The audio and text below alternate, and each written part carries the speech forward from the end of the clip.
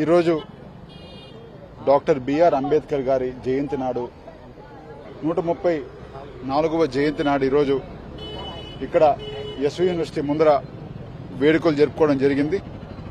నిజంగానే doctor BR Ambedkar గారు ఒక దళిత కులానికే కాదు అన్ని కులాలకి ఒక మహానాయకులు, ఆదర్శప్రియులు. ఎందుకంటే ప్రపంచంలోని అత్యంత గొప్ప రాజ్యాంగం రాసిన బిఆర్ అంబేద్కర్ గారు ఈరోజు ఉన్న ప్రభుత్వాలన్నీ కూడా, ఉన్న రాజ్యాంగాలన్నీ కూడా దానికి అనుకూలంగా నడిచేవి. తప్పకుండా అలాంటి నాయకులు, అలాంటి గొప్ప మహనీయులు ఆదర్శంలో మేమందరంగా నడుస్తామని కూడా ఇక్కడ నేను తెలియజేస్తున్నాం. అదేవిధంగా ప్రతి ఒక్కరికి న్యాయం జరగాలని చెప్పి ఆ రోజు పోరాడిన బిఆర్ అంబేద్కర్ గారు తప్పకుండా ఆదర్శాలతో మేము కూడా ఆ ఆదర్శ స్ఫూర్తితో ఈరోజు బలమైన ప్రతిపక్షంగా కూడా మేము కూడా పాటిస్తామని కూడా తెలియజేస్తున్నాను. అదేవిధంగా ఈ రోజున్న ప్రభుత్వాలను చూస్తూ ఉంటే డాక్టర్ బిఆర్ అంబేద్కర్ గారి ఆశయాలను తూట్లు పొడిచేలాగా కొంతమంది నాయకులు కావచ్చు, ముఖ్యమంత్రులు కావచ్చు, మంత్రులు కావచ్చు, వాళ్ళు చేసే విధానాలు అన్ని చోట్ల తెలుస్తున్నాయి.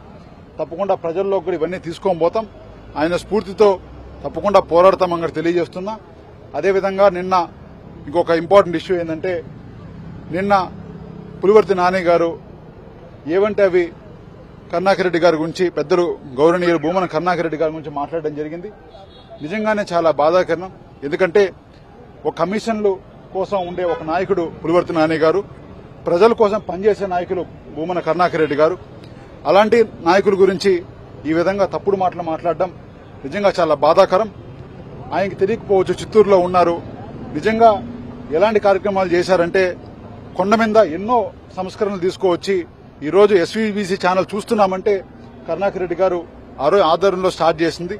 అదేవిధంగా దళిత గోవిందం కావచ్చు, ఇంకో కార్యక్రమాలు కావచ్చు, ఈ విధంగా ఎన్నో కార్యక్రమాలు చేసి ఆ రోజు భగవంతుడి సేవలో ఇన్నాళ్లు ఉన్న కరుణాకర్ రెడ్డి గారిని ఈ విధంగా విమర్శించడం నిజంగానే చాలా బాధాకరం.